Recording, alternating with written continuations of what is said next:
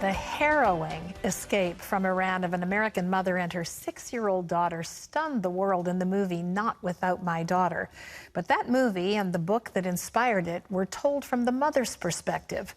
Now, two decades later, her daughter tells her own story. 20 years ago, Sally Field starred in the movie Not Without My Daughter, a movie based on the true story of Mahtob Mahmoody and her daughter Mahtob. Betty was married to an abusive Muslim husband who prevented her and Mahtob from leaving Iran. Now Mahtob shares their ordeal in her book, My Name is Mahtob, and how she learned to forgive the father who shattered her life. Please welcome to the 700 Club, Mahtob Mahmoody. It's so wonderful to have you here. Thank you so much. I was just telling Mahtob that watching that movie years ago was so anxiety-provoking. I felt physically ill by the time the movie was over. You lived through it. I'm sorry to do that to you. No, I mean, it just, probably because as a mother, I just could not imagine such trauma or tension. This all happened 20 years ago. 30 years ago, now. But 20 years ago, the movie came out. Why now? Why the book now? What made you decide to do this? I had the opportunity for many years, and I didn't want to write a book. Yeah. You know, because I grew up with my mom traveling and with publishers. And no, I love traveling and meeting new people. But I didn't want to write my own book.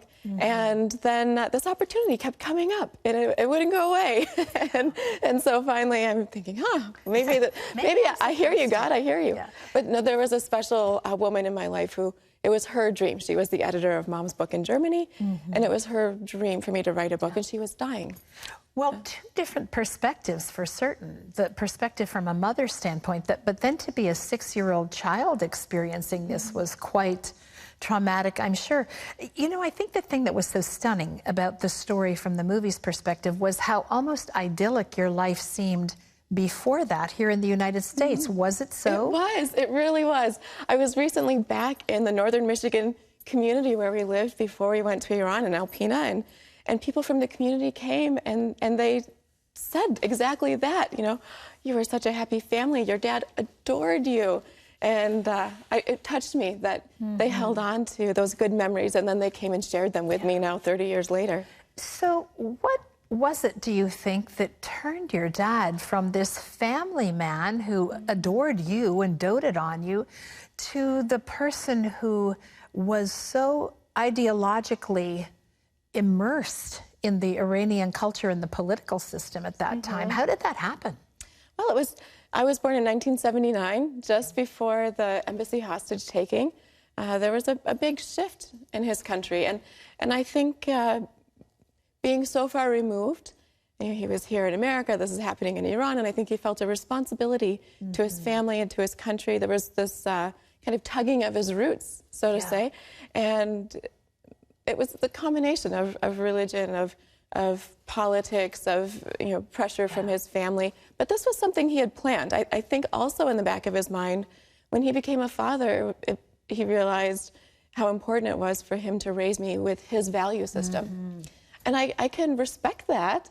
His value system is not my value system. So I think the way he went about it was very wrong and very extreme. Mahtob, what was it like for you to go to Iran as a 6-year-old? Because the American culture is so free and open, and based on your mother's story and now your own, I mean, it was quite different. Very different. At first, it was a big celebration. You know, it was a family reunion.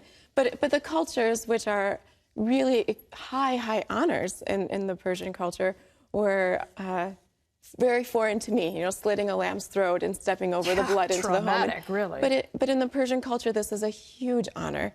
So there was a learning curve for sure, but definitely a lack of freedom.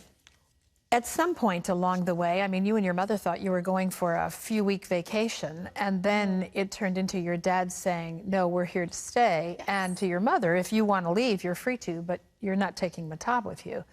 What was the lowest point for you in the process of all of this? I think the most difficult for me, I mean, there were bombings, and I was forced to go to school, and I had to, shout "Death to America" and stomp on the American flag before I could enter, the classroom. Exactly. But I think the most difficult part for me was the domestic violence aspect. Yeah. You know, Which you had not seen in the United States. Never. Yeah. And so to see my dad beat my mom, to you know, hear him say how he's going to kill her, you know, that was more difficult for me than any of the rest. And yet, despite the seriousness of all of that and the regularity of it, your mom actually gave you a choice when she had made up her mind that she was going to find a way to get out. And you were the one who said, I'm going with you. She's incredible.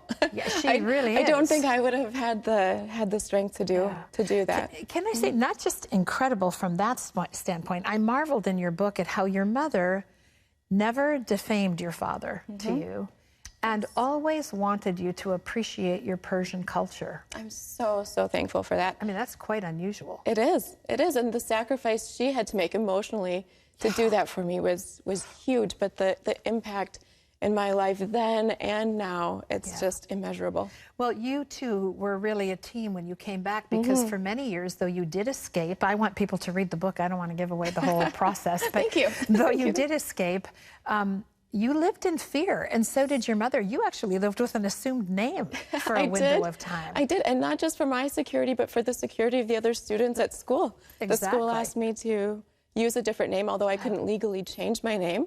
Yeah. The night before my first day of school, my mom gave me a new name and taught me how to write it. And yeah.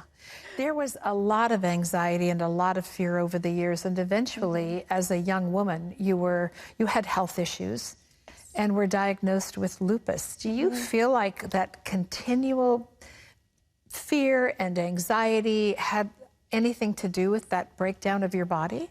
Well, I do know that stress is a trigger for me. You know, that kind of stress, that unremitting stress, is definitely one of my triggers. And there's a school of thought out there, whether it's scientific or not, that disease is often representative, and how apt that I have a disease where my body literally, my flesh and blood attacks my body. I was amazed by your mother as I read the book, but I was also amazed by you and the role that your personal faith played in your life throughout this. Tell us about that. Well, thank you. God is so good. We escaped, we came home, I needed a school, and so Mom sent me to a parochial school so I could be safer. She thought it would be harder for my dad to find me, but that was God putting me in the hands of Mrs. Hudson, my first grade teacher. Just all of my teachers. I had amazing, loving teachers, and they taught me to be secure in God's love. You know, even if my dad kidnapped me, God was with you. God was always with me. Your dad died in 2009. You were able to forgive him long before that, really. Before, yes. But how did his death impact you? Was there a sense of freedom that came with the lack of fear, or what did you feel? It was this huge clash of emotions. My instant reaction was, you know, this is finally over.